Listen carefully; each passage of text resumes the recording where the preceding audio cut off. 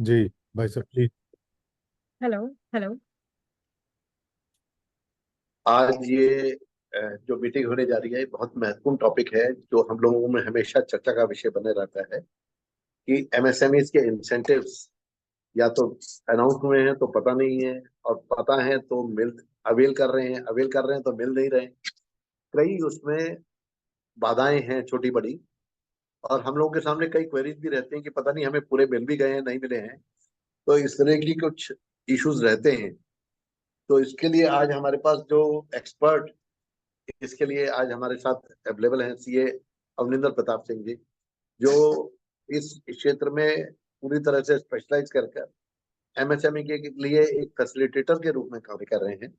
और हम लोगों के केसेस को न केवल हमें गाइड कर रहे हैं बल्कि आगे उसको प्रेजेंट करने में भी हमारी सहायता कर रहे हैं। कई मेंबर्स के कई मेंबर्स के बेनिफिट उठा चुके हैं। तो आज ही अवेलेबल विद अस। तो पहले मैं अध्यक्ष जी आपसे रिक्वेस्ट करूंगा तो काइंडली सब लोगों का अपने गुड वर्ड से मोटिवेट करेंगे, और उसके बाद फिर हम अपने एमिनेंट स्पीकर को यहाँ बुलाएंगे। अध्यक्ष जी, ओवर टू अध्यक्ष। धन्यवाद senior vice president Dinesh Goyal ji.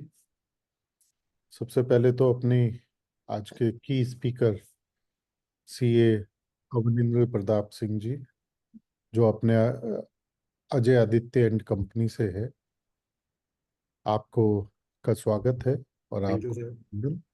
Thank you sir. हमारे जितने भी सेंट्रल ऑफिस बेयरर्स, हमारे पास्ट प्रेसिडेंट्स, हमारे डिविजनल चेयरमैन, चैप्टर चेयरपर्सन, सभी पदाधिकारियों को मेरा नम्र प्रणाम, जय श्री कृष्णा।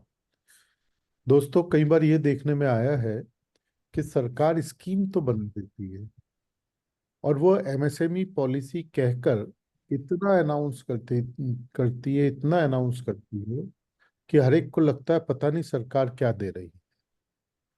लेकिन जब उसकी डेप्थ में हम जाते हैं तो पता लगता है हकीकत क्या है। उन एमएसएमई पॉलिसीज को हम बेनिफिट ले भी पाएंगे या नहीं ले पाएंगे। अभी हमारी पिछली वर्चुअल सीईसी में हमारे राष्ट्रीय सचिव दीपक बजाज जी बता रहे थे कि सरकार ने राइस मिल और ये गेहूं की मिलों को कहा कि आप इस चीज में अगर इन्वेस्ट करेंगे तो आपको इतने परसेंट की सब्सिडी मिलेगी। लेकिन जब उनके पास पहुंचे वो सब्सिडी मांगने के लिए, तो उन्होंने कहा आपने इनोवेटिव क्या किया। अब भैया, आटे में पीसने गेहूं का आटा बनाने में क्या इनोवेटिव करना है। तो सरकार कुछ ना कुछ गोलमोल ऐसे कर देती है जिससे कि इश्यूज हमेशा बने रहते हैं। आज हमारे लिए अच्छा विषय है कि हमारे पास अवनिंद्र जी एमएसएमई पॉलिसी उत्तर प्रदेश की कौन कौन सी हैं और उनके इश्यूज क्या है, उनके ऊपर चर्चा करने वाले हैं। मैं एक सिंपल उदाहरण आपके सामने बताना चाहूंगा। अभी पीछे MSME ministry government of India में मेरी सेक्रेटरी के साथ मुलाकात जब हुई थी, तो उन्होंने एक बात कही कि क्या कारण है भारत सरकार और जो प्रदेश सरकारें इंसेंटिव्स देते हैं वो ज्यादातर 70% साउथ वाले ले जाते हैं। वो गवर्नमेंट ऑफ इंडिया की बात कर रहे थे। साउथ वाले 70% ले जाते हैं और नॉर्थ ईस्ट इंडिया में सिर्फ 30% इंसेंटिव आता है। मुझे ऐसा लगता है उसमें कहीं ना कहीं अवेयरनेस एक बहुत बड़ा रोल अदा करता है, और हमारी अवेयरनेस बढ़े उसके लिए आज इंडियन इंडस्ट्रीज एसोसिएशन में हम अवनिंद्र जी को लाए हैं। क्या हमारे पास एमएसएमई उत्तर प्रदेश सरकार करने के लिए पॉलिसीज लाई हुई है, उनके ऊपर चिंतन, उनके ऊपर हमारे को सूचना और उससे रिलेटेड आने वाली परेशानियों का भी समाधान आप करने वाले हैं। मैं ज्यादा समय न लेते हुए अपने दिनेश भाई साहब से रिक्वेस्ट करूंगा कि कार्यक्रम को आगे बढ़ाएं। अध्यक्ष जी, आपने बिल्कुल ग्राउंड रियल्स के बारे में अवगत कराया, और ये सबको मालूम होना चाहिए कि भाई हम लोग किस तरह से सक्रिय होने के बाद भी सक्रिय नहीं है और पूरे लाभ नहीं उठा पा रहे हैं। तो आज अवनिंदर प्रताप जी, सीए अवनिंदर प्रताप जी हमारे साथ हैं। Over to Avninder ji, without further भूमिका। तो आप अभी खुद ही स्वयं महसूस करेंगे what dearth of knowledge we are having and how we can accomplish it. Please, Abhinandan ji. Thank you sir. सबसे पहले मैं प्रेसिडेंट सर का धन्यवाद कहना चाहूँगा, वाइस प्रेसिडेंट सर का धन्यवाद कहना चाहूँगा, और पूरी आईआईएम मैनेजमेंट कमेटी का, क्योंकि उनकी वजह से आज मुझे इतने बड़े मंच पर अपने थोड़े से विचार रखने का मौका मिला। और मैं कोशिश करूँगा कि जितना भी थोड़ी बहुत मुझे नॉलेज है मैं आप लोगों से शेयर कर सकूं, जिसका बेनिफिट सभी इंडस्ट्रीज को मिल सके और वो अपनी पॉलिसी को बहुत ही सिंपल तरीके से, जो भी उनकी पॉलिसी के अंतर्गत उनके बेनिफिट है, वो उसे अवेल कर सके। तो सर मैं थोड़ा सा शुरू करना चाहूंगा। सर हमारी यूपी गवर्नमेंट बहुत से बेनिफिट देती है। जैसे इससे पहले पॉलिसी आई थी एमएसएमई पॉलिसी 2017, इसमें बहुत अच्छे बेनिफिट थे। स्टेट जीएसटी का रिम्बर्समेंट भी था 90%, 60%, और 2017 से 2022 तक वो पॉलिसी एप्लीकेबल थी। लेकिन उसमें अगर टोटल बेनिफिट देखा जाए तो ओनली मुझे लगता है कि 200 या 250 इंडस्ट्रीज ही ले पाई। और इसकी वजह ये रही, या तो वो उस पॉलिसी से अवेयर नहीं थे, या वो पॉलिसी कब आई उन्हें पता ही नहीं चला, या एलिजिबिलिटी क्राइटेरिया की वजह से उन्हें लगा शायद वो एलिजिबल नहीं है, इस वजह से उन्होंने अप्लाई नहीं किया। और गवर्नमेंट जो बेनिफिट करना चाहती थी उतना बेनिफिट गवर्नमेंट नहीं कर सकी। गवर्नमेंट चाहती थी कि इंडस्ट्री जो हैं वो आगे आए और जो उनके इंसेंटिव हैं वो उन्हें ले सके। लेकिन क्योंकि रॉन्ग एप्लीकेशन की वजह से, अवेयरनेस की वजह से और एप्लीकेशन ना फिलअप करने की वजह से बहुत से बेनिफिट हैं जो इंडस्ट्रीज को नहीं मिल रहा है। और अभी भी दिनेश सर से बात हुई थी कि बहुत से एप्लीकेशन ऐसे हैं जो अभी भी पेंडिंग हैं और वो एलिजिबल थे, लेकिन वो उस टाइम ड्यूरेशन में उस बेनिफिट को नहीं ले पाए। तो सर मेरी कोशिश है कि जो इस समय हमारी पॉलिसीज चल रही हैं इंडस्ट्रीज के लिए, तो जो भी इंडस्ट्रीज हैं वो उसका बेनिफिट ले सके और इजिली ले सके। तो मैं सर स्क्रीन शेयर करना चाहता हूँ।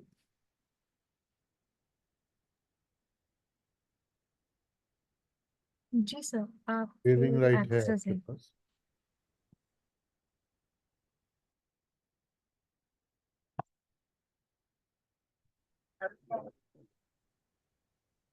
सर हमारी यूपी गवर्नमेंट जो इंडस्ट्रीज के लिए पॉलिसी लेकर आई है उसमें मेन पॉलिसी, ये कुछ पॉलिसी है जिनको मैंने मेंशन कर रखा है।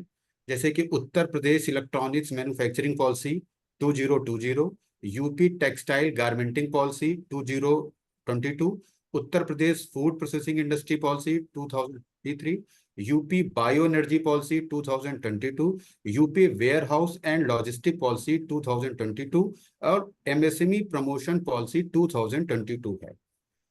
आपकी जो भी पॉलिसीज हैं, आपकी जो फर्स्ट 4 पॉलिसीज हैं, ये आपकी इंडस्ट्री स्पेसिफिक पॉलिसी भी हैं कि अगर आप इलेक्ट्रॉनिक से रिलेटेड कोई वर्क करते हैं तो आप Uttar Pradesh electronic manufacturing policy में अप्लाई कर सकते हैं।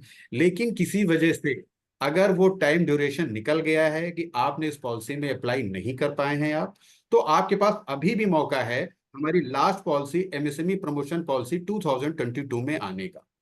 जो हमारी एमएसएमई प्रमोशन पॉलिसी 2022 है, ये सभी इंडस्ट्रीज के लिए है कि अगर आप किसी स्पेसिफिक पॉलिसी में नहीं भी जाते हैं फिर भी आप इस पॉलिसी में आकर अपने बेनिफिट को ले सकते हैं। सेम ऐसा सर हमारा है second policy UP textile and garmenting policy 2022, जिसमें गवर्नमेंट हमें काफी बेनिफिट दे रही है। अगर आप किसी वजह से इसमें भी अप्लाई नहीं कर पा रहे हैं फिर भी आप एमएसएमई प्रमोशन पॉलिसी 2022 में आ सकते हैं। तीसरा सर हमारा उत्तर Pradesh food processing industry policy 2023 रहा। जैसे अभी प्रेसिडेंट सर ने कहा कि हम गेहूं से आटा ही बनाएंगे, हम इनोवेशन क्या कर सकते हैं जिसकी वजह से बहुत सी इंडस्ट्रियों को बेनिफिट नहीं मिला।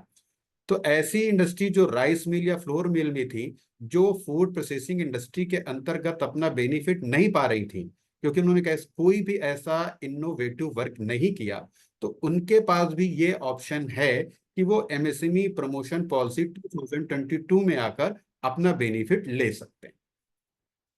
इसके बाद हमारी है sir UP bio energy policy 2022। इसके अंतर्गत आने वाली यूनिट भी बेनिफिट ले सकती हैं और उनके पास भी ऑप्शन है कि एमएसएमई प्रमोशन पॉलिसी 2022 में बेनिफिट ले लें। सिर्फ हमारी UP where housing and logistic policy ऐसी है कि जिसमें आपको सिर्फ इसी के अंतर्गत ही बेनिफिट मिलेगा। वेयर हाउसिंग से रिलेटेड कोई भी बेनिफिट आपको एमएसएमई प्रमोशन पॉलिसी में नहीं मिलेगा।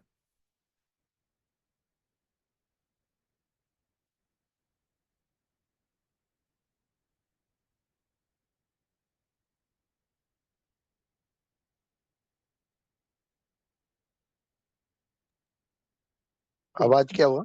हाँ सर, थोड़ी सी प्रॉब्लम आ गई थी सर। सबसे पहले मैं डिस्कस करना चाहूंगा sir, Uttar Pradesh electronic manufacturing policy 2022। इसके अंतर्गत सर जो बेनिफिट्स हैं, कैपिटल सब्सिडी का है। अगर आपका इन्वेस्टमेंट 1000 CR तक है, तो जो भी आपका फिक्स कैपिटल इन्वेस्टमेंट है, आपको उसका 15% बेनिफिट गवर्नमेंट देती है। अगर आपका इन्वेस्टमेंट 1000 CR से ऊपर है, तो फिक्स कैपिटल इन्वेस्टमेंट का 10% बेनिफिट आपको मिलता है। इसके अलावा सर इसमें हमारी इंटरेस्ट सब्सिडी भी है। हम जो भी टर्म लोन लेते हैं प्लांट एंड मशीनरी के लिए, उस पर हमें 5% इंटरेस्ट पर एनम मिलता है, जो कि मैक्सिमम 1 करोड़ है। इसके अलावा सर हमारा स्टैम्प ड्यूटी एग्जम्पशन है। पेटेंट कॉस्ट है, अगर हम अपने कोई ऐसा प्रोडक्ट डेवलप करते हैं और उसका पेटेंट कराते हैं, तो उसका भी रिम्बर्समेंट है हमारे पास। प्रोविजन ऑफ लैंड है, अगर हम लैंड परचेज करते हैं, तो लैंड पर भी हमारा 25 to 50% हमारा बेनिफिट है, जो कि हमें कैपिटल ग्रांट के रूप में हमें गवर्नमेंट देगी। इसके अलावा सर हमारा इलेक्ट्रिसिटी ड्यूटी एग्जम्पशन है, जो कि एरिया वाइज 50, 75% या 100% हमें मिलेगा। Skill development and other assistant भी अवेलेबल है। हाँ, जो 16.5 से लेकर 17 कैसे चल रहे हैं? और अगर हम प्राइवेट एसडीएम पार्क डेवलप करते हैं, तो उस पर भी सब्सिडी है। हम सेमीकंडक्टर यूनिट बनाते हैं, तो उस पर भी सब्सिडी हमें मिलती है। प्लस ईपीएफ रिम्बर्समेंट भी है, जो कि हमारी इंडस्ट्री में ईपीएफ भी एक बड़ा एक्सपेंस है। और गवर्नमेंट हमें ये मौका देती है कि अगर हम ईपीएफ पे करते हैं, तो उसका भी रिम्बर्समेंट है। Lease rental and logistic subsidy भी हमें अवेलेबल है इसमें। इसके बाद सर आती है UP textile and garmenting policy 2022। तो इसमें हमें लैंड कॉस्ट सब्सिडी मिलती है कि अगर जो गवर्नमेंट की स्पेसिफिक एरिया है, और हम किसी गवर्नमेंट संस्था से अगर लैंड परचेज करते हैं, तो जो भी उसकी कॉस्ट हमारी लैंड की आती है, उसका 25% हमें गवर्नमेंट रिम्बर्स करती है। स्टैम्प ड्यूटी एग्जेम्पशन है 75 और 100%, ये हमारे एरिया पे डिपेंड है। इंफ्रास्ट्रक्चर सब्सिडी है, अगर हम कुछ डेवलपमेंट करते हैं इंफ्रास्ट्रक्चर से रिलेटेड, रोड, सीवरेज, ऐसी लाइनों पर, उस पर भी हमारा बेनिफिट है, जो कि हमें government capital expenditure, capital subsidy के रूप में प्रोवाइड करती है। इसके अलावा सर कैपिटल सब्सिडी है, जो भी हमारी प्रोजेक्ट कॉस्ट है, उसका 25% एंड 10% एक्स्ट्रा भी कुछ कंडीशन में गवर्नमेंट हमें देती है। इसके अलावा सर अगर हम एम्प्लॉयमेंट जनरेट करते हैं, उस पर भी गवर्नमेंट की सब्सिडी है। सर इसके बाद हमारी आती है Uttar Pradesh food processing industry policy 2023। Sir इसमें हमारी कैपिटल सब्सिडी है, जो भी हम इन्वेस्टमेंट करते हैं लैंड, बिल्डिंग और प्लांट एंड मशीनरी पर, उस पर हमें 35% और 25%, ये डिपेंड है हमारी न्यू यूनिट और एक्सपेंशन यूनिट और कंडीशन पर। फिर हमें सर स्टैम्प ड्यूटी एग्जेम्पशन भी यहाँ पर मिलता है। जो हमारी मंडी फीस है, मंडी फी भी हमारी सर इंडस्ट्री में, अगर हमारा अच्छा टर्नओवर है, तो मंडी फी भी एक बड़ा अमाउंट होता है, जो गवर्नमेंट हमें रिम्बर्स करती है। एग्रीकल्चर प्रोडक्ट पर हमारा सेस का एग्जेम्पशन है। सोलर पावर प्रोजेक्ट लगाते हैं सर, तो उसकी कॉस्ट पर 50% का हमें बेनिफिट गवर्नमेंट देती है। फ्रेट सब्सिडी का 25% देती है। और जो हमारी एसएचजी और एफपीओस बनते हैं फार्मर पर, उस पर भी हमारी ग्रांट अवेलेबल है। Sir UP bio energy policy 2022। Sir अगर हम कुछ बायो डीजल, बायो कोल प्रोडक्ट प्लांट लगाते हैं, जैसा कि हम सभी देख रहे हैं कि पिछले लास्ट ईयर में गवर्नमेंट ने बहुत प्रमोट किया है इसको, क्योंकि गवर्नमेंट का कहना है कि आने वाले टाइम में इसकी काफी डिमांड है, और गवर्नमेंट डायरेक्ट इसे इंडस्ट्री से परचेज कर रही है। तो ये भी एक अच्छी यूनिट है जिसमें हमारी इंडस्ट्रियां जा सकती हैं, और जो हमारी गवर्नमेंट सब्सिडी दे रही है उसका बेनिफिट वो ले सकती है। इसमें फिर इंफ्रास्ट्रक्चर सब्सिडी भी है सर। डेवलपमेंट चार्ज एग्जेम्पशन है, अगर हम कोई डेवलपमेंट करते हैं उसके चार्जेस हैं, वो भी हमें एग्जेम्पशन मिलता है। स्टैम्प ड्यूटी का एग्जेम्पशन है सर 100%। इलेक्ट्रिसिटी ड्यूटी का एग्जेम्पशन है 100%। और अगर हम कुछ बॉयलर, रेकर एंड ट्रॉली इक्विपमेंट लगाते हैं, तो उस पर भी हमें सब्सिडी मिलती है। फिर sir UP where housing and logistic policy 2022 है, जो कि सर हम देख रहे हैं कि आजकल वेयर हाउसिंग का भी चलन काफी बढ़ गया है और काफी प्लेसेस पर लोग वेयर हाउसिंग में भी आ रहे हैं। तो उसके लिए गवर्नमेंट ने एक पॉलिसी लॉन्च की है, UP where housing and logistic policy 2022। इसमें भी सर अगर हम लैंड लेकर डेवलप करते हैं और उसमें अपना वेयर हाउस डेवलप करते हैं तो स्टैम्प ड्यूटी का एग्जेम्पशन है हमें 100%, 75%, 50%, ये एरिया पे डिपेंड है। हम जो अपने लैंड को कन्वर्जन कराते हैं कॉमर्शियल, उसके कॉस्ट में भी हमें गवर्नमेंट छूट देती है। जो हम डेवलप करते हैं तो डेवलपमेंट चार्जेस में भी गवर्नमेंट हमें एग्जेम्पशन देती है। प्लस जो हमारी प्रोजेक्ट कॉस्ट है उस पर कैपिटल सब्सिडी भी देती है। इलेक्ट्रिसिटी ड्यूटी का एग्जेम्पशन भी आपको यहाँ पर मिलता है। और purchase subsidy for inland vessels भी, अगर हम कुछ परचेज करते हैं इनलैंड तो उसके लिए भी हमें मिलता है। स्किल डेवलपमेंट है, अगर हम स्किल डेवलप करते हैं तो वहां पर भी हमें गवर्नमेंट सब्सिडी प्रोवाइड करती है। ये तो थी सर हमारी ऐसी पॉलिसीज जो कि इंडिविजुअली थी, स्पेसिफिक थी। उसके बाद सर हमारी आती है Uttar Pradesh micro small and medium enterprises promotion policy, जिस पर हम आज थोड़ा सा ज्यादा डिस्कशन करना चाहेंगे। अगर हमारी कोई भी इंडस्ट्री है जो ऊपर दिए हुए किसी भी पॉलिसी बेनिफिट नहीं ले पाई है एक्सेप्ट वेयर हाउसिंग पॉलिसी को छोड़कर, तो वो यहाँ पर आकर भी उस बेनिफिट को अवेल कर सकती है। इसके लिए सर ऐसी कोई टाइम लिमिट नहीं है कि आप प्रोडक्शन से पहले ही आपको अप्लाई करना है, आप प्रोडक्शन में आ गए हैं उसके बाद भी आप इसको अप्लाई कर सकते हैं और इस बेनिफिट को ले सकते हैं। सर जैसे हमारी यूपी गवर्नमेंट चाहती है कि हम उत्तर प्रदेश को अगर डेवलप करना चाहते हैं तो उसमें एमएसएमई का सर बहुत ही बड़ा रोल है, क्योंकि जो हमारी एमएसएमई सेक्टर हैं वो एम्प्लॉयमेंट जनरेट करते हैं, रेवेन्यू जनरेट करते हैं, जिससे हमारे स्टेट को रेवेन्यू आता है इनकम टैक्स के अकॉर्डिंग, जीएसटी के अकॉर्डिंग, और हमारा प्रदेश ग्रो करता है। तो यूपी गवर्नमेंट भी चाहती है कि जो भी हमारी एमएसएमई सेक्टर में इंडस्ट्रीज हैं वो ग्रो करें, हमारा प्रदेश आगे बढ़े। और इस वजह से यूपी गवर्नमेंट भी इंडस्ट्रीज को इंसेंटिव प्रोवाइड कर रही है।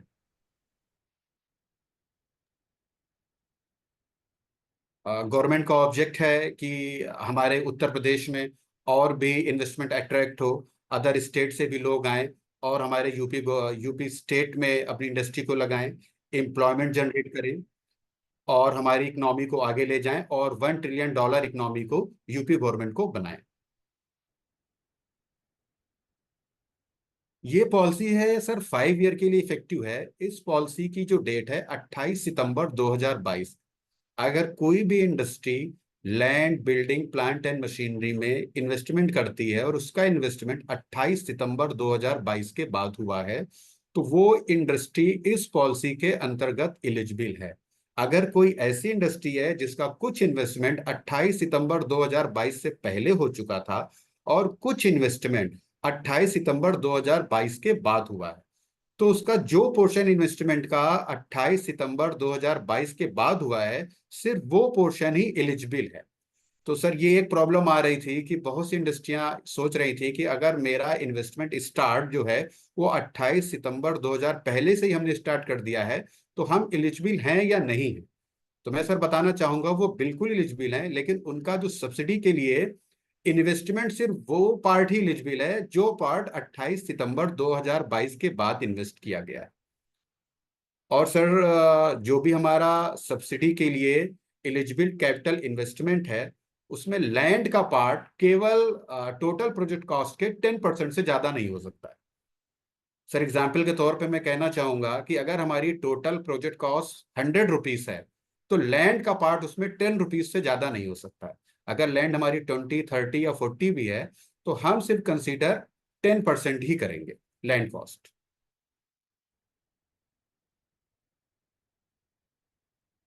और सर इसके लिए जो भी हमारी यूनिट हैं माइक्रो, स्मॉल और मीडियम, उनके लिए इन्वेस्टमेंट का एक टाइम पीरियड भी डिसाइड किया गया है।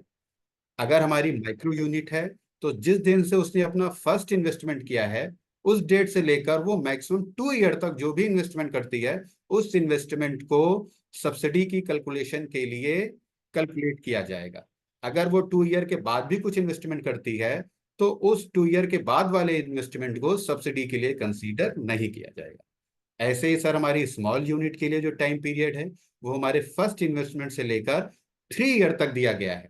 3, अगर हमारी स्मॉल यूनिट है तो विद इन 3 ईयर जो इन्वेस्टमेंट करेगी उससे ही कंसीडर किया जाएगा सब्सिडी के लिए। और अगर हमारी मीडियम यूनिट है तो उसके लिए टाइम पीरियड 4 ईयर है। उसके फर्स्ट इन्वेस्टमेंट से लेकर 4 ईयर तक जो भी वो इन्वेस्टमेंट करेगी उससे कंसीडर किया जाएगा, उतने ही इन्वेस्टमेंट को कंसीडर किया जाएगा उसकी सब्सिडी को कैलकुलेट करने के लिए। जो हमारी पॉलिसी है सर, कुछ ऐसी भी इंडस्ट्री हैं जिन पर ये एप्लीकेबल नहीं है, just like a tobacco product, gutkha, paan masala, alcohol, drinks, carbonated product, manufacturing of fire work, plastic carry bag या अदर प्रोडक्ट जो भी गवर्नमेंट के द्वारा प्रोहिबिटेड हैं। अगर हम ऐसी इंडस्ट्री में इन्वेस्टमेंट कर रहे हैं तो उस पर हमारी सब्सिडी अवेलेबल नहीं। सर ये सब्सिडी भी एरिया वाइज डिपेंड है। अगर हम अपनी यूनिट को बुंदेलखंड और पूर्वांचल में लगाते हैं और हमारी यूनिट माइक्रो है तो हमें सब्सिडी 25% मिलेगी, स्मॉल है तो 20% मिलेगी, मीडियम है तो 15% मिलेगी। और अगर हमारी यूनिट मध्यांचल एंड पश्चिमांचल में है तो माइक्रो है तो 20% मिलेगी, स्मॉल है तो 15% मिलेगी, मीडियम है तो 10% मिलेगी। इसके अलावा सर, अगर हम जो डाइवर्सिफिकेशन में जाते हैं, ऐसी इंडस्ट्री जो पहले से ही वर्क कर रही हैं, न्यू नहीं है, वो डाइवर्सिफिकेशन में जा रही हैं या एक्सपेंशन में जा रही हैं, तो उनके लिए भी सब्सिडी यहाँ पर अवेलेबल है। उसके लिए भी कंडीशन है कि जो भी इंडस्ट्री का डाइवर्सिफिकेशन या एक्सपेंशन से पहले फिक्स एसेट्स का ग्रॉस ब्लॉक है, उसका मिनिमम 25% इन्वेस्टमेंट होना चाहिए। कि अगर हमारा gross block, existing gross block expansion से पहले या डाइवर्सिफिकेशन से पहले 100 रुपीज है तो मिनिमम न्यू इन्वेस्टमेंट हमारा मिनिमम 25 रुपीज होना ही चाहिए। अगर इससे कम है तो वो इंडस्ट्री एलिजिबल नहीं है। अगर 25% या मोर देन 25% है तभी ऐसे यूनिट डाइवर्सिफिकेशन और एक्सपेंशन के अंतर्गत सब्सिडी के लिए एलिजिबल है। इसकी सर एक कंडीशन और भी है कि अगर यूनिट का जो प्रोडक्शन कैपेसिटी है उसका भी 25% इंक्रीज होना जरूरी है। कि अगर हमारी इंडस्ट्री की कैपेसिटी है 1000 टन, तो जो हमारी new plant and machinery invest हो रही है उसकी कैपेसिटी मिनिमम 250 टन होनी ही चाहिए। अगर हमारा ग्रॉस ब्लॉक भी 25% से इंक्रीज कर रहा है और हमारी प्रोडक्शन कैपेसिटी भी 25% से इंक्रीज कर रही है, तभी हम सब्सिडी के लिए एलिजिबल होंगे एक्सपेंशन एंड डाइवर्सिफिकेशन के केसेस में। न्यू यूनिट में ऐसा कुछ भी नहीं है। न्यू यूनिट आप लगाते हैं, जो भी आपका इन्वेस्टमेंट है उसका बेनिफिट मिलेगा, लेकिन एक्सपेंशन के केसेस में ये कंडीशन लगाई गई है कि ग्रॉस ब्लॉक का भी 25% इंक्रीज होना चाहिए और हमारी प्रोडक्शन कैपेसिटी का भी 25% इंक्रीज होना चाहिए। सर यहाँ मैं एक एग्जाम्पल के तौर पे बताना चाहूंगा कि कैसे हमें ये सब्सिडी मिलती है।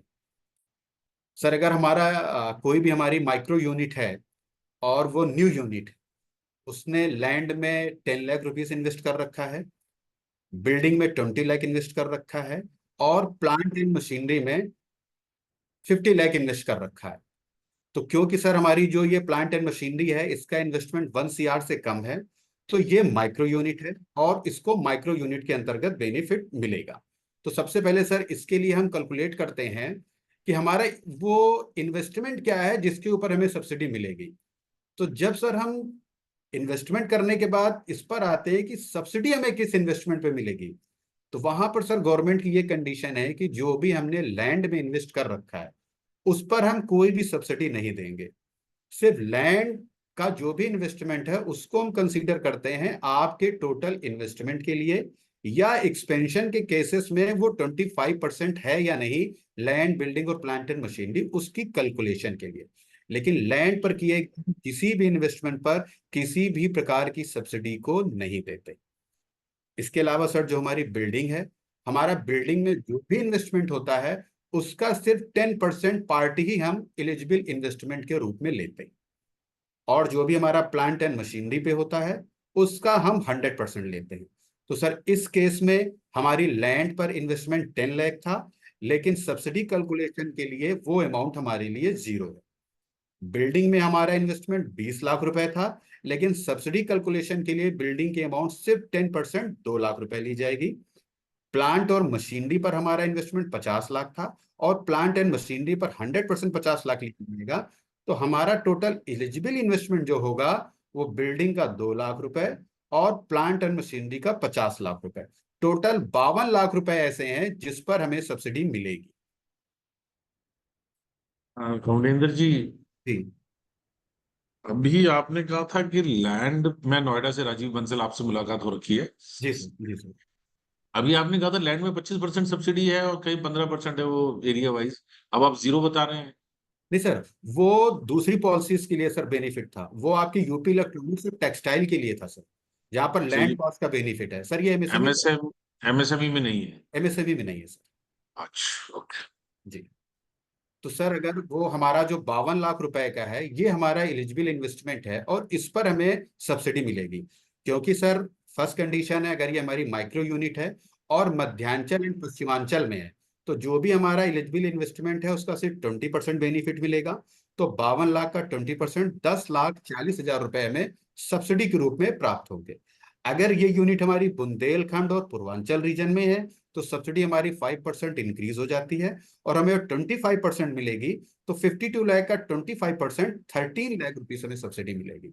तो सर सबसे ज्यादा समझने वाली बात हमारी ये है कि लैंड हमारी सिर्फ इन्वेस्टमेंट के लिए काउंट होगी, लेकिन लैंड के इन्वेस्टमेंट पर हमें कोई भी सब्सिडी मिलती नहीं है। इसके अकॉर्डिंग हमारी बिल्डिंग भी टोटल इन्वेस्टमेंट के लिए तो काउंट होती है, लेकिन सब्सिडी के लिए सिर्फ बिल्डिंग का 10% पार्ट ही हम लेते हैं, तो हमें total building cost per subsidy नहीं मिलती। टोटल बिल्डिंग कॉस्ट का 10% या मशीनरी इन्वेस्टमेंट का 10% बिल्डिंग में माना जाएगा? नहीं नहीं सर, बिल्डिंग कॉस्ट का 10% लेंगे और मशीनरी का 100% लेंगे। 100%। अच्छा अच्छा, जैसे आपने अभी बताया था कि एक्सपेंशन के केस में 25% से ज्यादा इन्वेस्टमेंट होनी चाहिए ग्रॉस ब्लॉक की। जी जब आप ग्रॉस ब्लॉक देखते हैं एग्जिस्टिंग यूनिट का, तो उसमें लैंड कॉस्ट इंक्लूड करते हैं। जी जी अब लैंड कॉस्ट इंक्लूड करने से वो 25% का ब्लॉक बड़ा बन जाता है, जी और जब सब्सिडी देनी होती है तो लैंड को देते नहीं। जी, केवल सर ये लैंड का यूज सिर्फ हमारे 25% या इन्वेस्टमेंट की कॉस्ट को जनरेट करने के लिए है, हाँ, वो लेकिन ठीक है। अगर सब्सिडी के लिए। कोई यूनिट के पास ऑलरेडी लैंड और बिल्डिंग बनी हुई है, स्पेस अवेलेबल है, जी और उस एडिशनल स्पेस में वो अपनी मशीन लगाना चाहता है, जी तो अगर उसकी पुरानी इन्वेस्टमेंट लैंड बिल्डिंग मिला के अच्छी खासी अमाउंट बन गई, अब मशीनरी जो नई लगा रहा है वो 25% तो से कम हुई तो नहीं मिलेगा इसका मतलब। हाँ सर, नहीं उदाहरण मिलेगा। के तौर पे जी किसी की लैंड पे मान लो 10 करोड़ की है, बिल्डिंग पे 5 करोड़ रुपए लगा रखे हैं, और 5 करोड़ की मशीन है, ग्रॉस ब्लॉक हो गया 20 करोड़ का। जी अब मिनिमम उसको 5 करोड़ की मशीन लगानी पड़ेगी 25%, जी तभी उसको सब्सिडी के लिए एलिजिबल होगा। जी।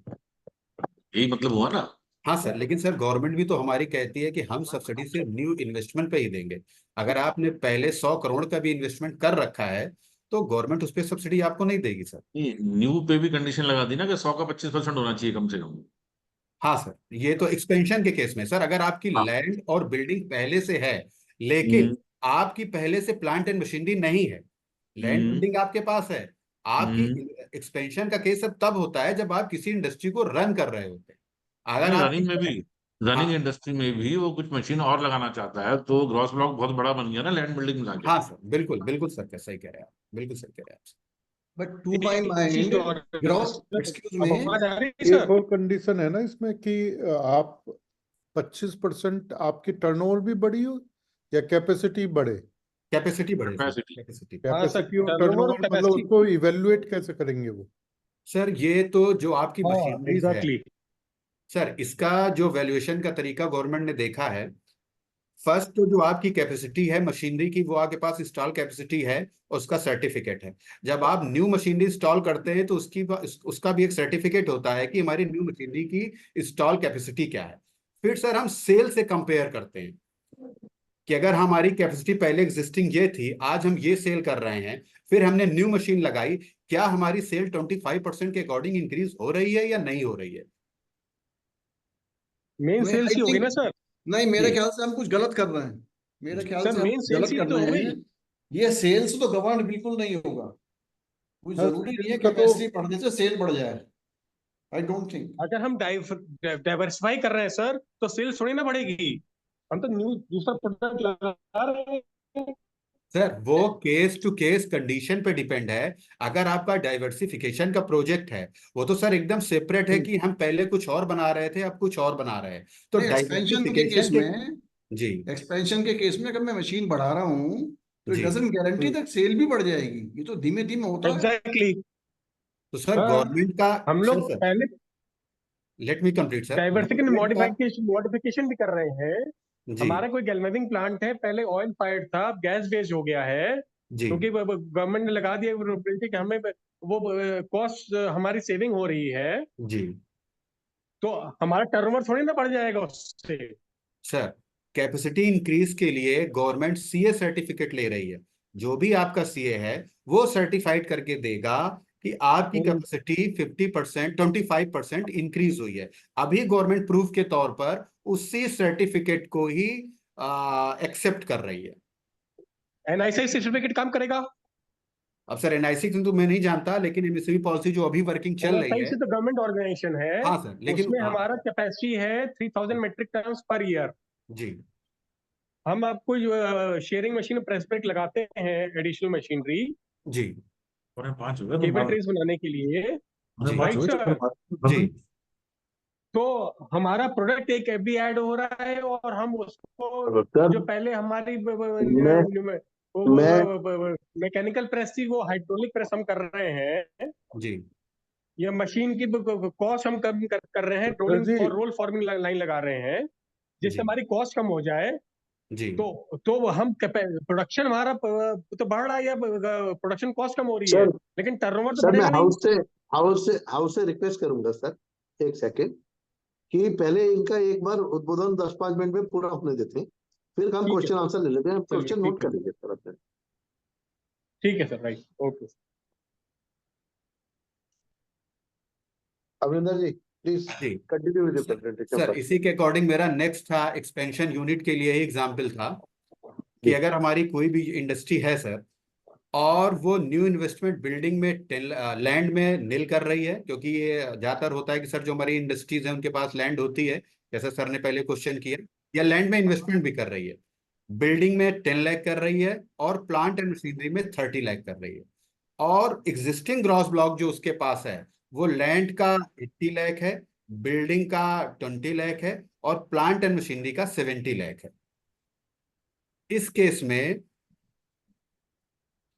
और सर उसका जो प्रोडक्शन कैपेसिटी है वो बिफोर इन्वेस्टमेंट, मतलब एग्जिस्टिंग जो उसका है वो 1000 टन है, और जो इन्वेस्टमेंट वो इंक्रीज कर रहा है उससे उसके बाद उसका 800 एम्प्टी टन इंक्रीज हो रहा है, और अब उसकी प्रोडक्शन कैपेसिटी 1800 है। तो यहां पर सर हमारा जो प्रोडक्शन कैपेसिटी है वो 25% से इंक्रीज कर रही है। तो हमारी फर्स्ट कंडीशन जो है वो फॉलो हो रही है कि हाँ, हमारी प्रोडक्शन कैपेसिटी इंक्रीज हो रही है, तो यहां पर ये इंडस्ट्री एलिजिबल है।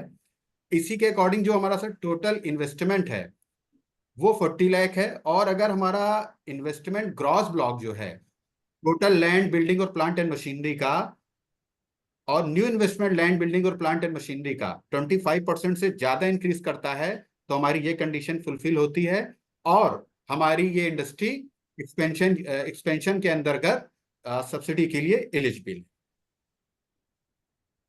इस केस में भी सर जो हमारा बिल्डिंग है उसका 10% लेंगे, और प्लांट एंड मशीनरी का 100% लेंगे, और उसके अकॉर्डिंग एरिया वाइज हम 20% या 25% उसको बेनिफिट देंगे। मध्यांचल या पश्चिमांचल में है तो 20%, और बुंदेलखंड और पूर्वांचल में है तो 25% का बेनिफिट देते हैं। सर इसमें वो बात फिर से कही गई है कि जो भी हमारी लैंड है उसे हम इन्वेस्टमेंट के लिए कंसीडर नहीं करेंगे, और बिल्डिंग का सिर्फ 10% पार्ट ही लेंगे।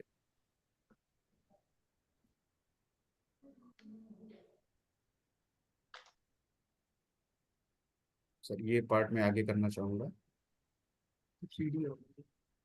सर हमारी इंटरेस्ट सब्सिडी जो हमारी है सर, ये सिर्फ माइक्रो यूनिट के लिए ही अवेलेबल है।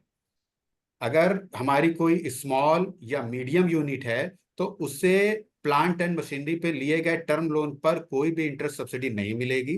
लेकिन अगर वो माइक्रो यूनिट है तो उस पर अगर वो प्लांट एंड मशीनरी के लिए कोई भी टर्म लोन लेती है तो उस पर जो भी इंटरेस्ट आ रहा है ड्यूरिंग द ईयर उसका 50% उसको इंटरेस्ट सब्सिडी मिलेगी, और ये मैक्सिमम 5 ईयर के लिए मिलेगी, और total subsidy 25 lakh rupees per unit नहीं हो सकती, इससे ज्यादा नहीं हो सकती है। इसके अलावा सर अगर हमारे entrepreneur SC ST and women entrepreneur हैं तो उनको 10% इंटरेस्ट सब्सिडी एक्स्ट्रा मिलेगी, लेकिन ये सब्सिडी सिर्फ और सिर्फ माइक्रो यूनिट के लिए है, स्मॉल और मीडियम के लिए कोई भी इंटरेस्ट सब्सिडी अवेलेबल नहीं। सर हमारा स्टैम्प ड्यूटी एग्जम्पशन है, जो भी हम लैंड परचेज करने के लिए स्टैम्प ड्यूटी देते हैं, अगर वो पूर्वांचल एंड बुंदेलखंड में है तो 100% एग्जम्पशन है। इसके अलावा गौतम बुद्ध और गाजियाबाद नगर को छोड़कर 75% हमारा स्टैम्प ड्यूटी का एग्जम्पशन है।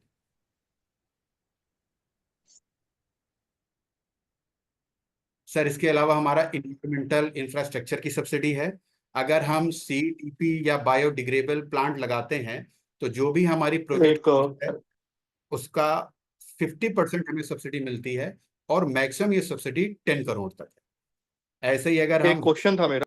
जी जी अब भाई साहब अभी सर बाद में क्वेश्चन पूछिएगा ये था प्लीज, मेरा क्वेश्चन ये था कि आप जो अभी अपना आपने नोट जैसे कर इंटरेस्ट लीजिए प्रश्न।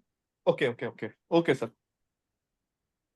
सर इसके अलावा अगर हम कोई waste recycling through zero liquid discharge करते हैं, ऐसा कुछ इक्विपमेंट लगाते हैं, तो उस पर भी हमारी 50% सब्सिडी है, और मैक्सिमम 75 लैक्स तक। आजकल सर हम देख रहे हैं कि गवर्नमेंट इन्वायरमेंट के प्रति काफी जागरूक है, और वो चाहती है कि ऐसे प्लांट इंडस्ट्री में लगे।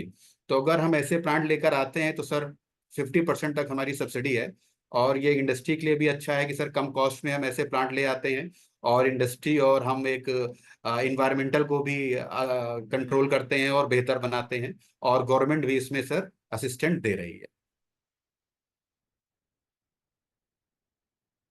सर अगर हम कुछ कॉमन बॉयलर लगाते हैं SPV के माध्यम से, तो उस बॉयलर पे भी हमें 50% सब्सिडी गवर्नमेंट दे रही है, और मैक्सिमम 50 लाख रुपीस है।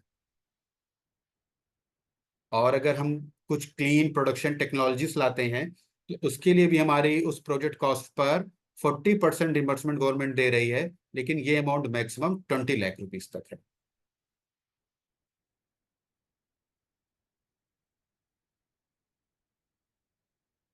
अगर हम हमारा जो ऑडिटर है वो हमें इन्वायरमेंटल से रिलेटेड ग्रीन प्रैक्टिस इन्वायरमेंटल से रिलेटेड हमें मशीनरी परचेज करने के लिए रिकमेंड करता है, तो उसकी फीस पर हमें 75% सब्सिडी मिलेगी, मैक्सिमम 50,000। और जो ऐसा प्रोजेक्ट हम लगा रहे हैं उस प्रोजेक्ट कॉस्ट पर 50% और मैक्सिमम 20 लाख रुपीस की सब्सिडी है। अगर हम सर फीस हम दे रहे हैं green rating from the Indian green building council को, तो उस फीस पर भी हमें 50% की गवर्नमेंट सब्सिडी मिल रही है, और मैक्सिमम 2.5 लाख रुपीस की सब्सिडी मिल रही है।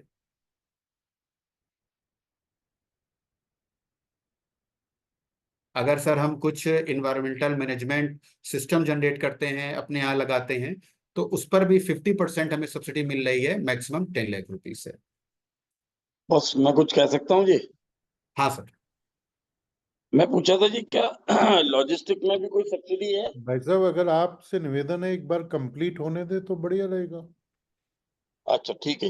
हाँ सर अगर हम MSME park, industrial estate, flatted factory complex अगर हम स्टेब्लिश करते हैं तो इस पर भी हमें गवर्नमेंट सब्सिडी दे रही है। आजकल देखा गया है सर कि गवर्नमेंट प्रमोट कर रही है कि प्राइवेट इंडस्ट्रियल पार्क बने और कॉम्प्लेक्स बने जिसमें हमारी कई इंडस्ट्री आ सके, क्योंकि गवर्नमेंट हर जगह पहुंचकर ऐसे आपके इंडस्ट्रियल एरिया को डेवलप नहीं कर पा रही है। तो गवर्नमेंट प्रमोट कर रही है कि ऐसे प्राइवेट पार्ट भी प्राइवेट प्लेयर भी आए और ऐसे पार्क और फैक्ट्री कॉम्प्लेक्स डेवलप करें, जिससे नई इंडस्ट्रियों को आने में आसानी हो, और गवर्नमेंट ऐसे प्रोजेक्ट पर भी इंसेंटिव देती है। मैक्सिमम सर 50% और मैक्सिमम 2 CR है सर, जो कि हमें अगर ऐसा कुछ लोन लेते हैं ऐसे प्रोजेक्ट पर तो 50% उसकी इंटरेस्ट सब्सिडी देती है, और मैक्सिमम 2 करोड़ देती है, और ये 7 ईयर्स के लिए अवेलेबल है। और ऐसे प्रोजेक्ट को डेवलप करने के लिए जो हम लैंड परचेज करते हैं उसकी स्टैम्प ड्यूटी पर भी 100% वेवर गवर्नमेंट दे रही है। सर ये कुछ अदर प्रोविजन है जैसे हमारी 2017 पॉलिसी थी वो जीएसटी से लिंक थी, तो सबसे बेहतर किया कि इस बार इस पॉलिसी को जीएसटी से डीलिंक कर दिया कि कोई भी इंडस्ट्री जीएसटी चालान के थ्रू पेड कर रही है या नहीं कर रही है वो इसके अंतर्गत एलिजिबल है। इसके अलावा सर हमारा जो ईपीएफ है वो भी 100% हमारा गवर्नमेंट रिम्बर्समेंट कर रही है 5 ईयर के लिए।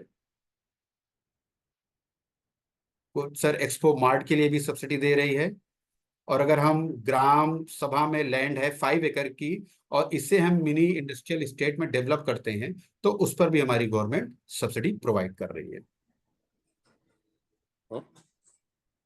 सर गवर्नमेंट का कहना है कि अगर आप इस पॉलिसी के अंतर्गत आते हैं तो आप किसी और पॉलिसी में बेनिफिट नहीं ले सकते। ऐसा नहीं है कि अगर आप टेक्सटाइल में भी आ रहे हैं तो आप टेक्सटाइल में भी बेनिफिट ले लें और एमएसएमई में बेनिफिट ले लें। आपको एक ही पॉलिसी चूज करनी है और उसी के अकॉर्डिंग अपना बेनिफिट लेना है। लेकिन सर एमएसएमई पॉलिसी का सबसे अच्छा ये है कि अगर आप किसी भी वजह से किसी और पॉलिसी में एलिजिबल नहीं हो पा रहे हैं फिर भी आपके पास ये ऑप्शन है कि आप एमएसएमई में आए और इस सब्सिडी को ले पाए। सर काफी केसेस जो मैंने देखे हैं, जो हमारी छोटी छोटी राइस मिल थी, फ्लोर मिल थी, जिन्हें फूड प्रोसेसिंग से बेनिफिट नहीं मिल पा रहा था, तो सर उनके लिए भी बहुत अच्छा था कि वो एमएसएमई पॉलिसी में आए और कैपिटल सब्सिडी और इंटरेस्ट सब्सिडी, जो भी सब्सिडी, स्टैम्प ड्यूटी सब्सिडी है, वो यहाँ पर वो ले सकते।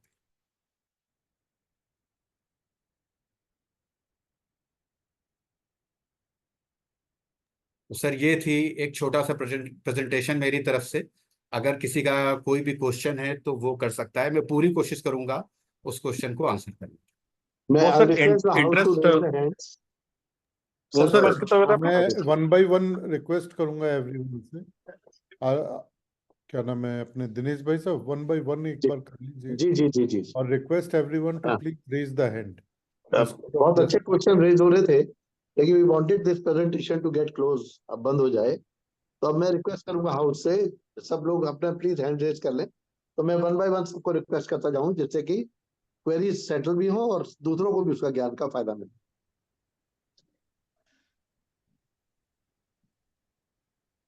अवनीश जी आप कुछ क्वेश्चन पूछ रहे थे। हाँ मैं सर, नमस्कार सर।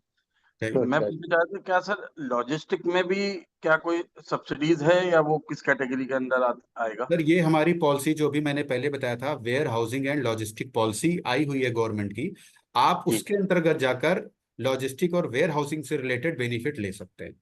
और मैं आपको पर्सनली वो पॉलिसी भी शेयर कर दूंगा, आप देख सकते हैं कि आप जिस ठीक है, कैटेगरी में फॉलो कर रहे हैं उस कैटेगरी के अकॉर्डिंग बेनिफिट ले सकते हैं। लेकिन सर ठीक है, क्योंकि लॉजिस्टिक और वेयर हाउसिंग एक ऐसी चीज है जिसका बेनिफिट सिर्फ आप उसी पॉलिसी में ले सकते हैं। एमएसएमई पॉलिसी के अंतर्गत वेयर हाउसिंग और लॉजिस्टिक के लिए कोई भी बेनिफिट अवेलेबल नहीं है, उसके लिए पर्सनल सेपरेट है। मैं वो पॉलिसी आपको शेयर कर दूंगा। ठीक है सर, आप ठीक है, थैंक यू।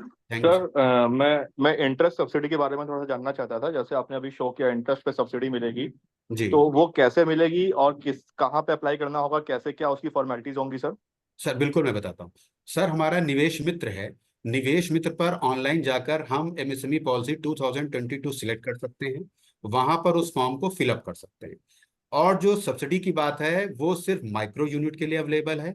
अगर हमारी इंडस्ट्री माइक्रो यूनिट है और प्लांट एंड मशीनरी परचेज करने के लिए हमने कोई टर्म लोन ले रखा है तो ड्यूरिंग द ईयर जो भी उस पर इंटरेस्ट आता है उसका 50% इंटरेस्ट हमको गवर्नमेंट रिम्बर्समेंट करेगी। तो उस एप्लीकेशन में आप जाकर उसको फिलअप करेंगे कि प्लांट एंड मशीनरी पे टर्म लोन हमारा ये है, ड्यूरिंग द ईयर हमारा ये इंटरेस्ट आ रहा है, 50% इस सब्सिडी के लिए हम एलिजिबल हैं, उसको आप फिलअप करेंगे। वो फॉर्म आपका कंसर्न डीआईसी में जाएगा, डीआईसी के बाद ज्वाइंट कमिश्नर के पास जाएगा, ज्वाइंट कमिश्नर उसको कंसर्न अप्रेजल अथॉरिटी को सेंड करेंगे। फिर आपकी उस इंडस्ट्री का सर्वे और वेरिफिकेशन होगा, आपके डॉक्यूमेंट चेक होंगे, उसका प्रॉपर अप्रेजल होगा। वो अप्रेजल करने के बाद आपके DIC level, joint commissioner level पर वो फाइल वापस आएगी, वो दोबारा वहां पर चेक होगी। उसके बाद वो फाइल आपकी आगे यूपी गवर्नमेंट में जाएगी उसकी इंटरेस्ट सब्सिडी के क्लेम के लिए, जो इंटरेस्ट आपके अकाउंट में डायरेक्ट क्रेडिट होगा। ये okay, thank you sir, thank you sir. ये Rajiv Bansal ji vice president. Sir मैं ये सर जानना सर चाहते मैं हैं सानी मैं राजीव सानी भरतिया मैं हूँ, कोई और गलत हो गए नहीं, क्या? Rajiv Bansal ji. Bansal ji, sorry sir. Sir sir. हाँ, तो ये जितनी भी सब्सिडीज हैं ये रिइम्बर्स होती है या अपफ्रंट मिलती हैं? सर कुछ अपफ्रंट है, लेकिन जो हमारी एमएसएमई प्रमोशन पॉलिसी है, इसमें तो हाँ, सर आप इन्वेस्टमेंट पहले करेंगे और सब्सिडी आपको बाद में ही मिलेगी सर, सब। अच्छा, ठीक। अनुपम देवा जी। Thank you sir. मैं जानना चाह रहा हूँ एमएसएमई पॉलिसी के अंडर अगर रेंटेड प्रेमिसेस में इंडस्ट्री लगेगी तो क्या उसके कंडीशन है? सर बेनिफिट मिलेगा, बस आपका जो बिल्डिंग है उसकी वैल्यू जीरो हो जाएगी क्योंकि ऑलरेडी रेंटेड है। जी। तो नहीं आपने तो जो प्लांट एंड मशीनरी में इन्वेस्ट किया है जी। उसका कंडीशन कि आपकी माइक्रो है, मीडियम है या स्मॉल है, तो 25%, 20, 15, 10 कैटेगरी वाइज आपको सब्सिडी मिलेगी प्लांट एंड मशीनरी पर। नहीं, जो रेंटल एग्रीमेंट है उसका कोई मिनिमम पीरियड? नहीं नहीं सर, रेंटल एग्रीमेंट का मिनिमम 15 ईयर सर। 15 ईयर्स। जी thank you. Good evening sir. हाँ, जी गुड इवनिंग सर मैंने सर टेक्नोलॉजी अपग्रेडेशन स्कीम में प्रिंटिंग यूनिट है हमारा सर कानपुर में। जी तो सर उसमें टेक्नोलॉजी अपग्रेडेशन स्कीम में अप्लाई किया है सर, यहाँ पे डीआईसी ऑफिस में। सर टेक्नोलॉजी तो अपग्रेडेशन, सर देखिए मैं यहाँ पर तो यूपी एमएसएमई पॉलिसी 2022 के अंतर्गत ही आपको बेनिफिट बता सकता हूँ दिस टाइम। हाँ सर, हाँ सर। जी तो सर वो उन्होंने बस ये बोला था कि फरवरी में ये स्कीम होल्ड में चली गई है गवर्नमेंट की। सर तो देखिए, यूपी ये सेंट्रल एमएसएमई गवर्नमेंट की पॉलिसी स्कीम है सर। 2022 जो है ये अभी हाँ भी जी, चल रही है। अगर आपका जो टेक्नोलॉजी अपग्रेड हुई है आपकी, उसमें हाँ प्लांट जी, मशीनरी की कॉस्ट पहले की कॉस्ट से 25% या उससे ज्यादा इंक्रीज हुई है, तो आप हाँ जी। एमएसएमई पॉलिसी 2022 में बेनिफिट ले सकते हैं, उसके लिए आप एलिजिबल। अच्छा, जी ठीक। Sir thank you. मैं बोल सकता हूँ सर, प्रखर गुप्ता। हाँ, राजीव भरतिया जी, ये राजीव भरतिया जी। हाँ जी हेलो। सर, नमस्कार सर। सर ये नमस्कार। पूछना है कि फ्लेक्स पार्क डेवलपर को भी कोई सब्सिडी है क्या? जो फ्लेक्स पार्क के लिए हमने लैंड दी और फ्लेक्स पार्क एक्सेप्ट हो गया, जी इसमें डेवलपर के लिए कोई सब्सिडी है क्या? सर है सब्सिडी इसमें। अगर आप इन्वेस्टमेंट करते हैं तो गवर्नमेंट आपको 5 CR का टर्म लोन देती है जो कि 1% इंटरेस्ट पे देती है, और वो हाँ, आपको 5 ईयर बाद गवर्नमेंट को इंटरेस्ट के साथ वापस करना पड़ता है।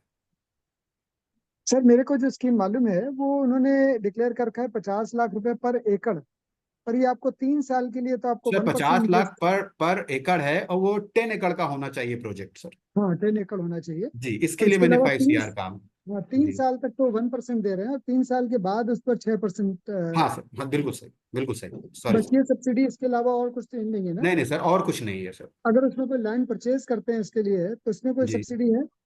सर, ये थोड़ा सा मुझे देखना पड़ेगा, ये आपका नहीं, थोड़ा ये टफ डेवलपमेंट के क्वेश्चन है, लिए है सर। लेकिन ये इंटरेस्ट सब्सिडी तो मुझे It is पता है only sir. for It is- developmental expenditure.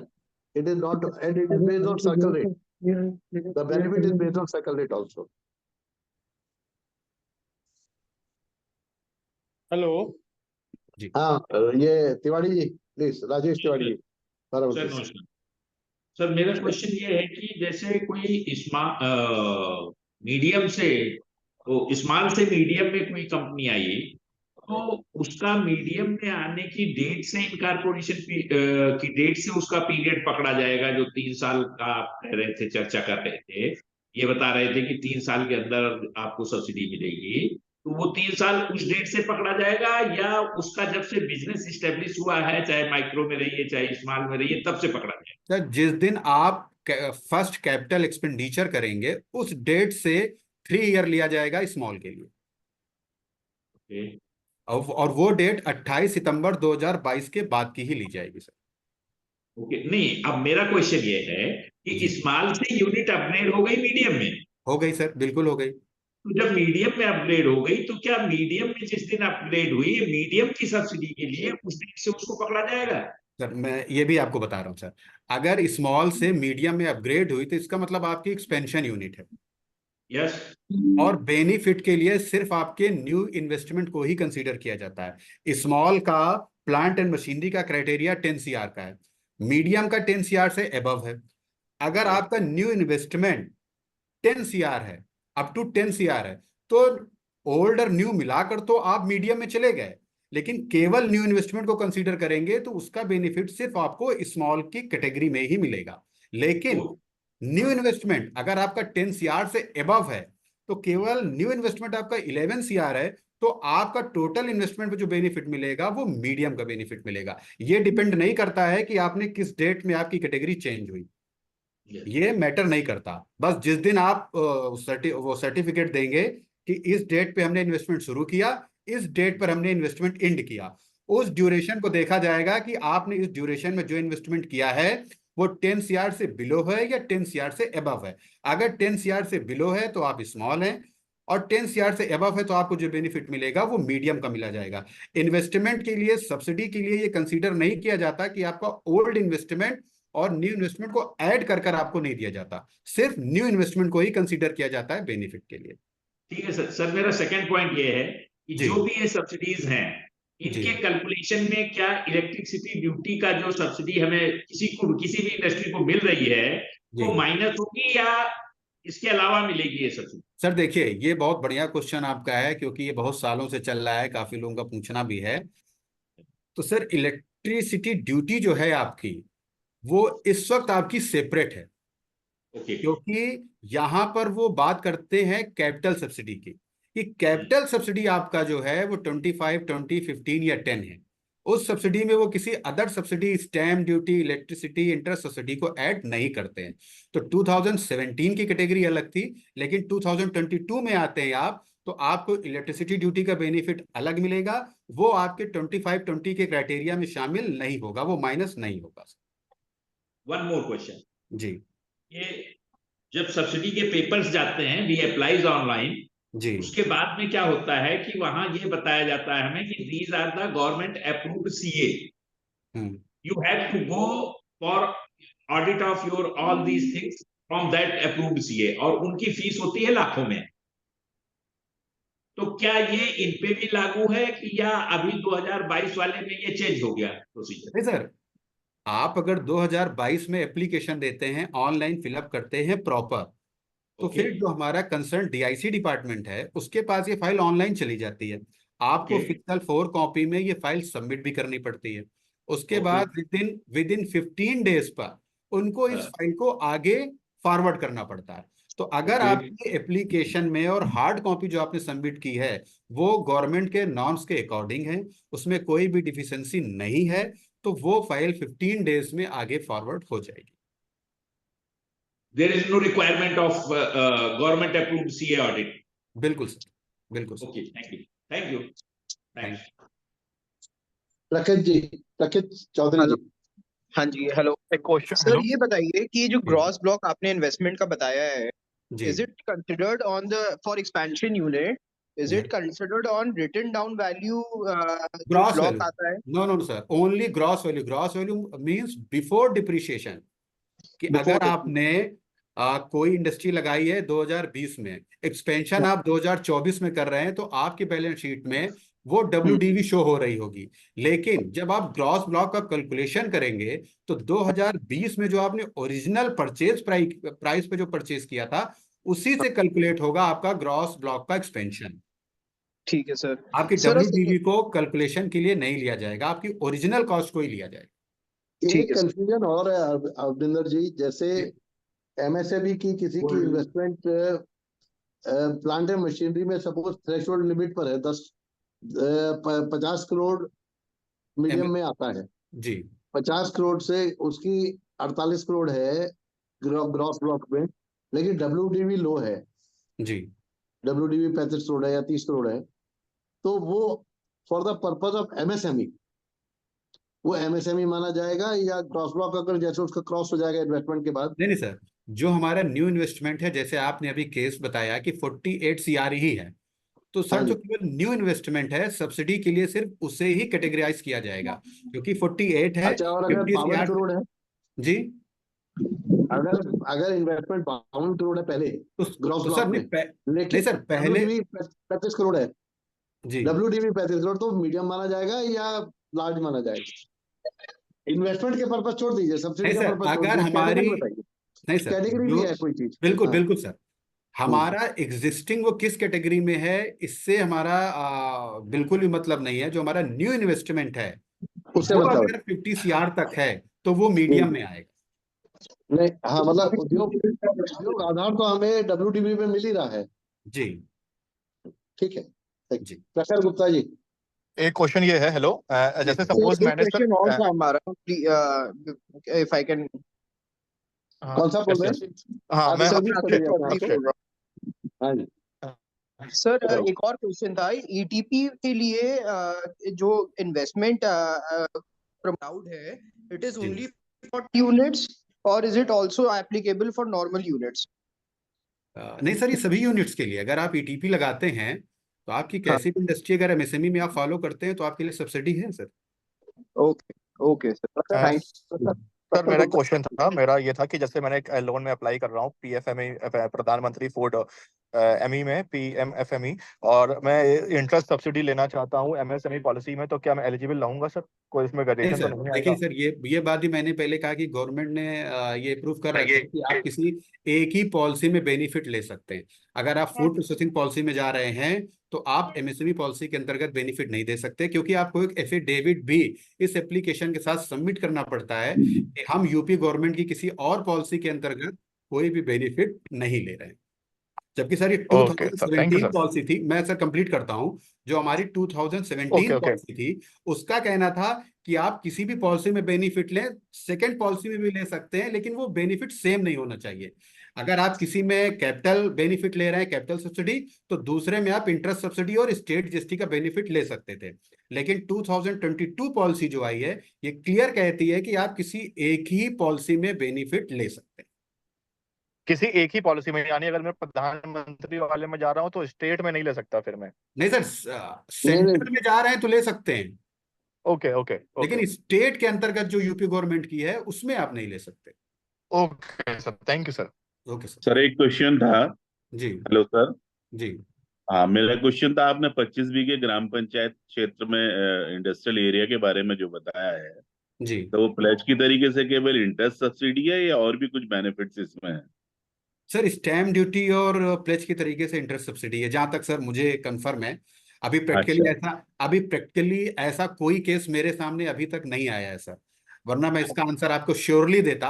इसलिए थोड़ा सा डाउट इस क्वेश्चन में है सर मेरे पास। अच्छा, एक क्वेश्चन और था मेरा कि जी जैसे टूरिज्म में हम इन्वेस्टमेंट करना चाहते हैं और टूरिज्म पॉलिसी में ना जाके क्या एमएसएमई में उसको कवर कर सकते हैं? नहीं सर, देखिए, एमएसएमई हमारा सिर्फ वहीं पर कवर्ड होता है जहां पर हम किसी प्रोडक्ट को मैन्युफैक्चर करते हैं।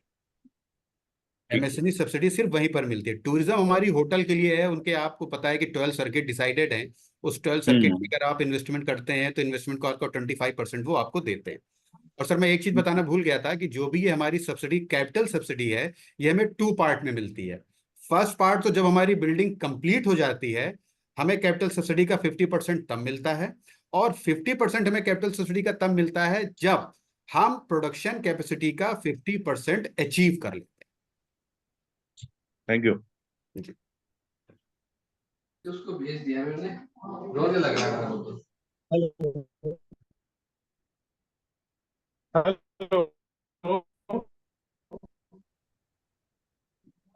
हेलो जी हेलो। सर। जी सर। हाँ जी, प्रखर गुप्ता बोल रहा था हाँ सर। सर, नमस्कार सर। सर ये जी बताइए कि सर, रजिस्ट्रेशन आपकी factory act, shop act registration काम करेगा? हेलो। हाँ प्रखर जी, आपकी आवाज क्लियर नहीं आ रही सर। रजिस्ट्रेशन जरूरी है। Hello, hello. हाँ ये सर। क्वेश्चन था।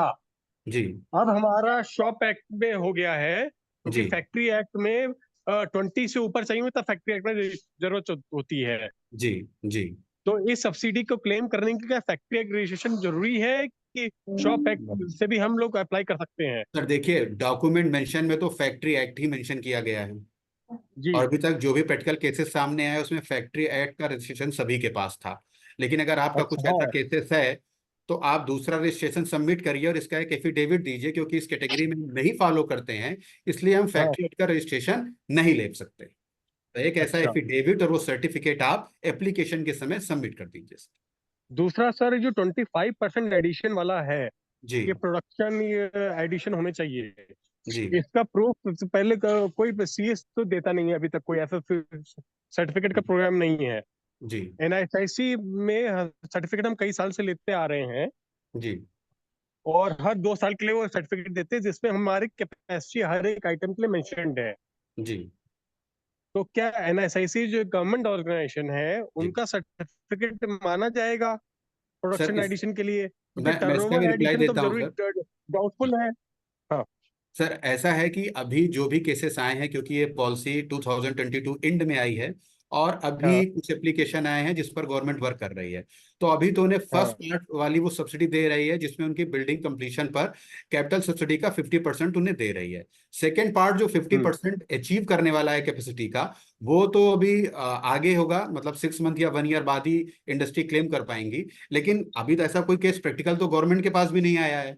तो अभी तो गवर्नमेंट का कहना था कि अगर जो स्टैट्यूटरी ऑडिटर हैं वो सीए सर्टिफिकेट अगर देंगे तो उससे हम कंसीडर करेंगे, या जो हमारे डीआईसी हैं वो वहां जाकर उस प्रोडक्शन कैपेसिटी को वेरीफाई करते हैं कि पहले प्रोडक्शन कैपेसिटी ये थी, अब ये इंक्रीज हुई है, तो हम उनके उस सर्टिफिकेट को भी वैल्यू करेंगे। और सर एनआईसी क्योंकि हमारा गवर्नमेंट का है, तो ये कह पाना गलत होगा कि गवर्नमेंट का सर्टिफिकेट किसी भी जगह पर मान्य नहीं होगा। तो मुझे लगता है सर कि आने वाले समय में जब हम सेकेंड पार्ट पे पहुंचेंगे तो हम इस सर्टिफिकेट को भी कंसीडर करेंगे, क्योंकि सर ये एक फ्यूचर की बात है, प्रैक्टिकल केसेस ऐसे नहीं हुए हैं, इसलिए मैं 100% श्योर आंसर नहीं दे सकता हूँ।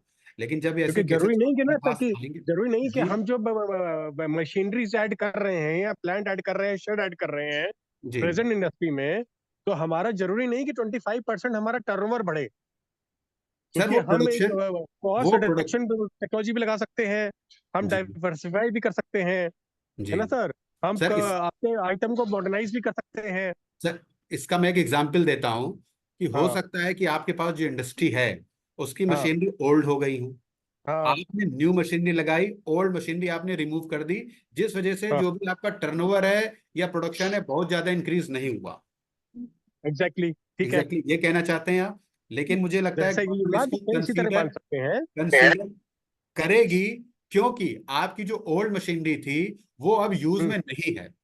अगर हम्म आपकी ओल्ड मशीनरी की कैपेसिटी भी वही होती, मैं मान लेता हूं कि 100 टन थी और आज भी हम्म 100 टन है, और आपने हम्म न्यू मशीनरी लगाई उसकी कैपेसिटी 25 टन है, तो हम्म आपकी आज का प्रोडक्शन 125 होना चाहिए।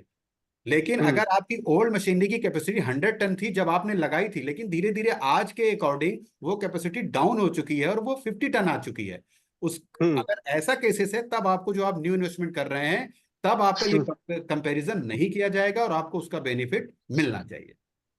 तो लेकिन ये प्रूव कैसे करेंगे? ये चीज जो आपने कही इसको प्रूव कैसे सर करेंगे? जब आपकी ओल्ड मशीनरी है, जब भी आप उसे सेल आउट करेंगे तो सेल आउट के आपके पास बिल होंगे कि ओल्ड मशीनरी हमने हाँ इस डेट पर सेल की है।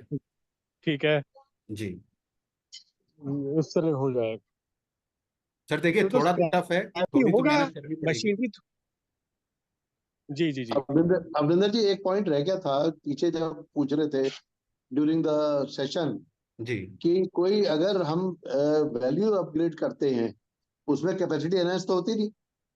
सर किसमें सर, फिर से पार्डन प्लीज सर। जब वैल्यूएशन करते हैं या कोई वैल्यूएशन। क्वालिटी, हाँ, प्रोडक्ट बनाते हैं या एनर्जी कंजर्वेशन का कोई काम करते हैं जी तो इन्वेस्टमेंट तो उसमें हो जाती है, प्रॉफिटिबिलिटी ग्रो होती है, लेकिन और जी उससे एम्प्लॉयमेंट भी जनरेट होती है, जी लेकिन उसमें, हाँ, उसमें कैपेसिटी एनहांस नहीं होती कई बार।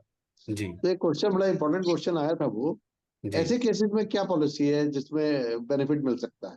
सर वो अभी मैंने आंसर दिया था सर इसका, क्योंकि गवर्नमेंट सर अभी फर्स्ट फेज पे ही सब्सिडी दे रही है, जिसमें उनका है जी कि बिल्डिंग कंप्लीशन पर, या जो हमारी प्लांट एंड मशीनरी न्यू आ रही है उस पर बेनिफिट दे रही है।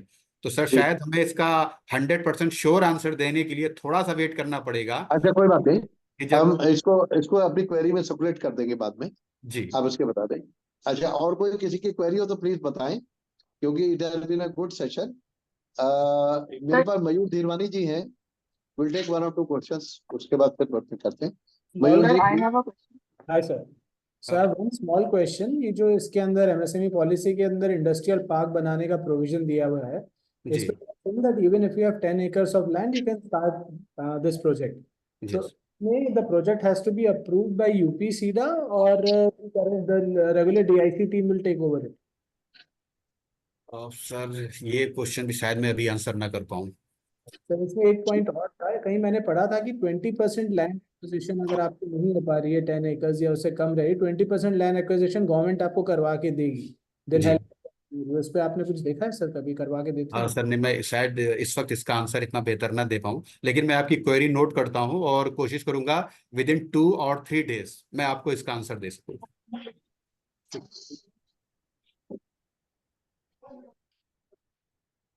अच्छा, हाँ वर्मा जी। हाँ जी, अभिनेन्द्र जी, जी आपने नमस्कार सर। बताया था कि इस पॉलिसी में उद्योग 4.0 को हेलो प्रमोट कर, तो किस तरीके से प्रमोट कर रही है इंडस्ट्री 4.0 को? हेलो, पार्डन प्लीज सर, फिर से आप क्वेश्चन रिपीट कर सकते हैं? आपने अपनी प्रेजेंटेशन में दिखाया था कि इस पॉलिसी में जी उद्योग 4.0 को गवर्नमेंट प्रमोट कर रही है। सर। इंडस्ट्री 4.0, उद्योग 4.0 आपने लिखा था हाँ प्रेजेंट। जी, बिल्कुल बिल्कुल बिल्कुल बिल्कुल, उद्योग 4.0 जी, जी। तो उसमें किस तरीके से प्रमोट कर रही है, क्या सपोर्ट कर रही है? सर इसके लिए भी मैं थोड़ा टाइम लूंगा, क्योंकि जो सारे इंसेंटिव्स थे वो मैंने मेंशन जरूर कर रखे थे, लेकिन इसके लिए भी मैं आंसर करने के लिए आपसे 2 या 3 डेज जरूर लूंगा सर। थैंक यू जी। Any other query from the house? Sir, I have a question. Yes. हाँ सर, बताइए। विमेन एंटरप्रेन्योर्स के लिए हम अगर हम एक नया स्टार्टअप कर रहे हैं या अपने हस्बैंड की ही फर्म को इलाबोरेट करके एक नया स्टार्ट करना चाह रहे हैं, तो वहाँ पर हमें गवर्नमेंट की कैसे हेल्प मिल सकती है? स्टैंड अप इंडिया एक स्कीम के बारे में मैंने पढ़ा था, बट प्राइवेट बैंक्स में तो वो बात करने पर कह रहे हैं कि हम नहीं करते हैं, हम नहीं करते हैं। तो क्या हम गवर्नमेंट बैंक से अप्रोच करें या क्या अप्रोच रखें?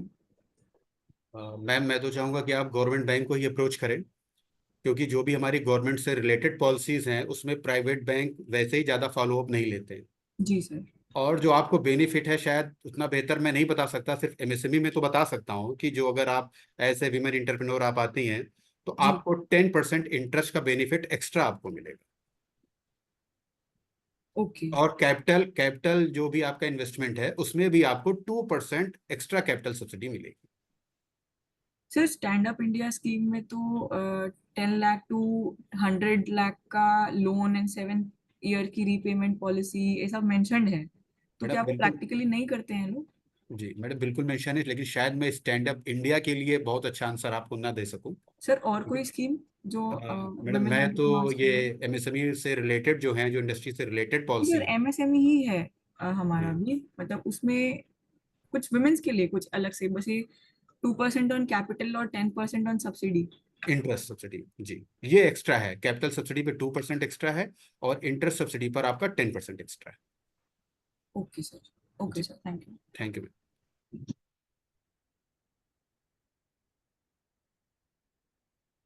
एक अच्छा सेशन हम लोगों का हुआ है। एक अच्छी बात ये है, अमरिंदर जी आप अपना नंबर भी शेयर कर लीजिए, if anybody has any query, और हम भी आपकी एक बार सबका पास सर्कुलेट कर देंगे ऑफिस से। जी। नाम वेरी क्वेरी, तो वो हमें लूप में रखकर आपके साथ शेयर कर सकते हैं, या हेड ऑफिस का हेल्पलाइन पे शेयर करें, तो हम अमरिंदर जी से पूछकर आपको रिबैक कर सकते हैं उस पॉइंट पर। तो मैं अब रिक्वेस्ट करूंगा मेरे ये नेशनल सेक्रेटरी श्री विजय शंकर जी से, प्लीज वोट ऑफ थैंक्स। अध्यक्ष जी, एनीथिंग फॉर अस, या आपको वोट ऑफ थैंक्स आज का पास करें? Sir can the recording of the session be कल से शेयर्ड विद अस? देंगे नहीं है, आप ही वो करके क्लोज कर दीजिए। अच्छा ठीक है। Sir can the recording of the session be shared with the participants? Alright. Hello, हाँ जी भाई साहब हूँ मैं। अच्छा, जरा वोट ऑफ थैंक्स प्लीज दे दीजिए। हाँ प्लीज एक सेकेंड। बहुत ही शानदार सेशन था, और जितनी क्वेरीज थी सीएस महोदय ने बहुत अच्छी तरह से उसका जवाब दिया, और मुझे लगता है कि बहुत ही इसका बेनिफिट हम सब लोगों को मिलेगा। और कुछ क्वेश्चंस जो हमारे ऐसे रहे कि जिसमें थोड़ा सा कंफर्म नहीं थे, तो मैं आपसे रिक्वेस्ट भी करूंगा कि उसको आप हमारे हेड ऑफिस को अगर दे दें तो फिर जो हम लोग सर्कुलेट कर सकें। तो बहुत ही यूजफुल मीटिंग थी। मैं समझता आईआईए की तरफ से आपका बहुत धन्यवाद और आभार व्यक्त करता हूँ, और बाकी जिन्हीं लोगों ने भी सेशन हमारा ये ज्वाइन किया है उन सबका बहुत हृदय से आभार और धन्यवाद। Thank you so much. हाँ नहीं, इसमें एक बात मैं विजय जी जरूर ऐड करना चाहूंगा। जी जी अमरिंदर जी ने लगभग एमएसएमई पॉलिसी से रिलेटेड जितने भी इश्यूज थे yes. उसको बताया, लेकिन कुछ क्वेश्चन ऐसे थे जो सेंट्रल गवर्नमेंट पॉलिसी से रिलेटेड थे या व्यवहारिकता से रिलेटेड थे कि प्रोसीजर ऑफ अप्रूवल कहाँ रहेगा। कि Yes, एडमिनिस्ट्रेटिव गाइडलाइंस क्या है, तो उसको भी वे हेल्प करने के लिए तैयार है उस पॉइंट पर। बट ओवरऑल मैं समझता हूँ session was very very good हाँ, एंड वेरी गुड और हम वेरी लोगों का यूजफुल, सो बहुत मच। यूजफुल। और बाकी मैं आपसे रिक्वेस्ट करूंगा, बाकी पॉलिसीज के अलावा भी जो भी कुछ सवाल थे, अगर पॉसिबल हो तो वो भी आप हमारे सेक्रेटरी ऑफिस को देंगे तो फायदे की मैं चीज रहेगी। समझता हूँ मैं अभिनंदन जी हमारे का साथ नंबर पास्ट भी प्रेसिडेंट हमारे प्रमोद मिगलानी जी और पंकज जी मौजूद थे, मैं उनका विशेष आभार व्यक्त करूंगा। और हमारे जितने नेशनल सीओबी मेंबर्स हैं और सब्जेक्ट कमेटी मेंबर्स हैं, डिविजनल चेयर, चैप्टर चेयर, और मैं ये भी निवेदन करूंगा कि अपने इसकी जो हाइलाइट्स हैं अपने अपने चैप्टर्स में जरूर करें, क्योंकि सब लोग यहाँ अवेलेबल नहीं है, तो एटलीस्ट सब तक ये बात पहुंचे। Thank you very much and we are part of that. And industry 4.0 जो अध्यक्ष जी का विजन है उसको हम लोगों ने साकार किया। बहुत ही फ्रूटफुल मीटिंग रही, सभी को धन्यवाद, आभार। थैंक यू अध्यक्ष। Thank you sir.